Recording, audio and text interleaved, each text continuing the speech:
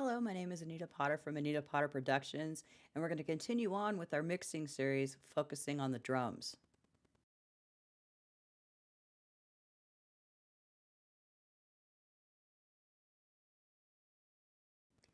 Now, when I was in the last video, there was a couple little things I forgot to do, which we will do first. And today's video is going to focus just on the kick. I tried to do it all at once, and it wasn't working. So in order to teach you properly, we're going to take each one individually. So we're going to get started. The thing that I forgot to do was to make sure exactly where my hats were panned in relation to the overheads. Because personally, for me, I have a hard time because I'm left-handed. I'm a left-handed drummer. I don't play open-handed, I play left-handed. So I'm going to listen to the overheads and I'm going to figure out exactly where the hats are and then pan them to where they're supposed to be. So we'll do that first. Mistakes happen. It's okay. So I'm going to scroll down, find my overheads.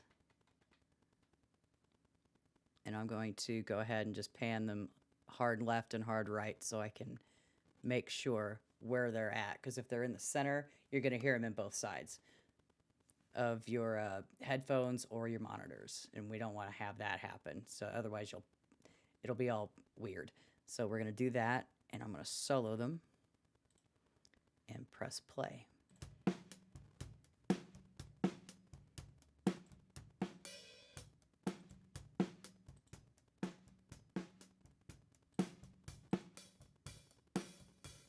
They sound louder in the right. So I'm going to go down to unsolo these. And I'm going to pan my hi-hats to the right because I panned them to the left and that's not where they are. So I'm going to go, 60 to the right on both of these.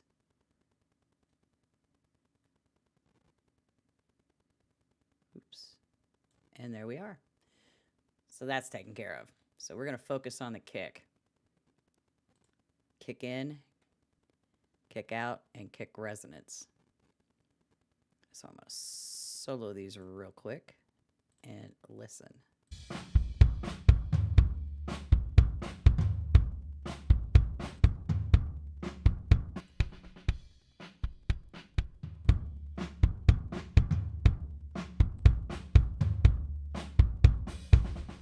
Okay. So the kick by itself doesn't sound all that great, but we're gonna work with it. So I haven't decided if I wanted to make a kick bus yet or not. So I'm gonna work on the kicks. So I'm going to unsolo these real quick. Go to my FX. And we're working just with stock plugins. So you're gonna go and it's gonna show all plugins. If you don't see anything under it, click the plus button and we're gonna go to Kakos. And we're gonna pick RIA EQ. And I'm going to make this bigger so I can see what I'm doing. Listen up, plugin manufacturers. We like to scale. We like to make things bigger or smaller depending. Just so you know. All right. Anyway, that's over with. Let me go and get a high pass filter. Now, the one thing that I didn't know about this EQ, the slope of this EQ, is a 12 dB slope. If you wanted to get something sharper, you'd have to stack another one right on top of this. I mean, I would like to be able to get a 6 dB, but I'm not entirely sure how to do that. So we'll work with the 12. And we don't want to high pass it at 100. I want to get rid of anything below 20 hertz. So I'm going to type in 20 and press enter, and you'll see it's all the way over to the left. I'm going to solo this kick.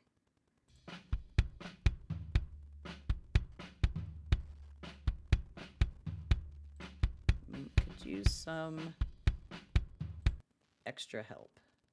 Let me going to go to 50. And gain slider and bring it up. I'm going to loop this little section here. Oops, let's not do that. Now, in order to like grab a selection, you don't want to do it on the track because then you're going to drag the track and slide it. You want to go in between the track and make your selection. So I'll select that part there, move this for a second, and that will repeat that section that's highlighted. So I'm going to play.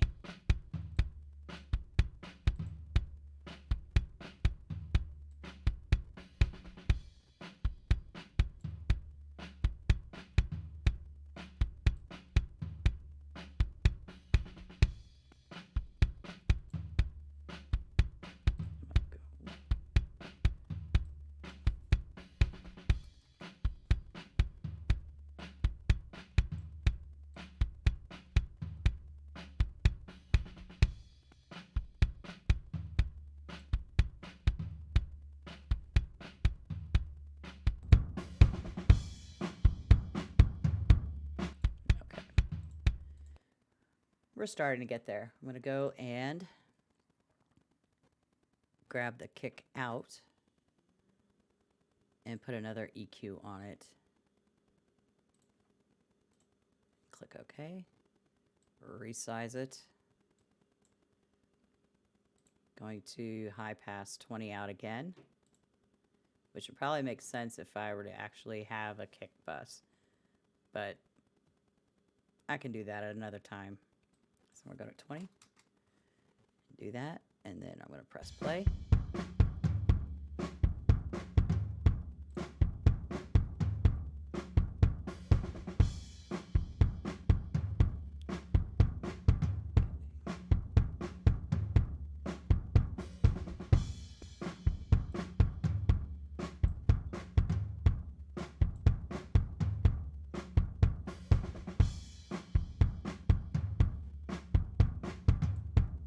Sounds a little better. So I'm going to stop. And then I'm going to go to the kick out. Not entirely sure what that is. Grab another EQ.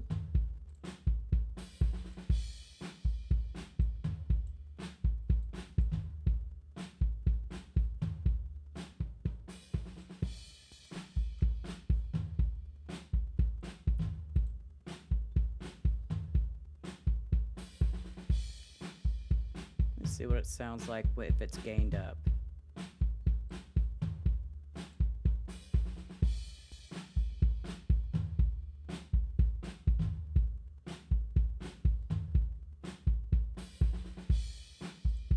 Take 350 out.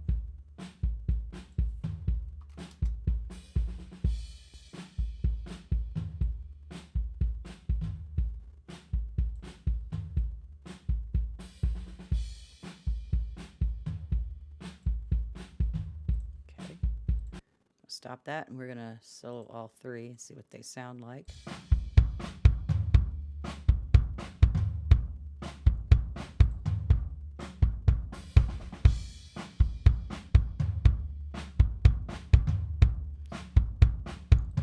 Now you'll notice there's bleeding in the tracks from the microphones picking up the whole kit.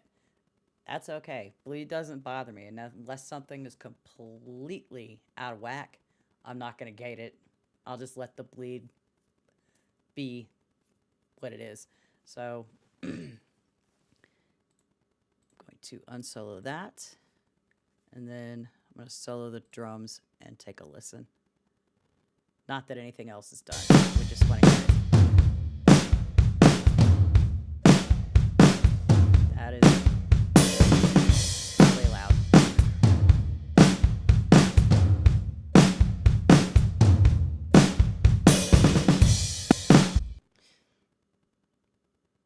Probably end up balancing it more later on when I've finished mixing the entire kit. And even then, you can get it into a ballpark when you start working on the other tracks and making them all fit together, all nice and neat. You will end up going back and rebalancing volumes and stuff like that, which is fine. That's what we do. We get things to give ourselves a starting point and then work from there. until we get all the elements where we want them, and then we'll listen to it together as a whole song, and then see what else needs to happen. But that basically is it. I'm also wondering, and you can leave me comments below, because I'm wondering, seeing like with snares and anything that's top and bottom mic, did you have to reverse the phase on it? I'm wondering, do I need to reverse the phase on the kick in, the kick out, or the other kick out? Let me know in the comments below. Next video, we'll be working on the snare. So I will see you then. Bye.